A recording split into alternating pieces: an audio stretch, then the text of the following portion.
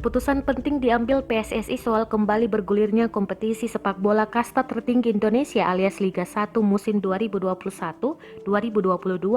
PSSI telah memutuskan akan mulai menggelar kompetisi Liga 1 mulai tanggal 20 Agustus 2021 mendatang.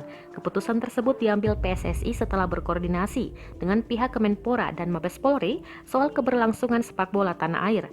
Kepastian digelarnya kompetisi Liga 1 mulai 20 Agustus 2021 disampaikan oleh Yunus Nusi selaku Sekjen PSSI. Yunus Nusi mengatakan pihaknya telah menimbang berbagai hal sebelum PSSI memutuskan dimulainya musim baru akan digelar 2 pekan lagi. Adanya penurunan angka COVID-19, terutama di Pulau Jawa dan Bali, membuat PSSI melihat ada peluang agar sepak bola Indonesia kembali bergulir. Lebih lanjut, Yunus Nusi akan terus berkoordinasi dengan berbagai pihak, termasuk klub, untuk mengadakan rapat bersama terkait kompetisi. Kabar kembali bergulirnya kompetisi Liga 1 ini tentu menjadi angin segar bagi berbagai pihak pemangku kepentingan.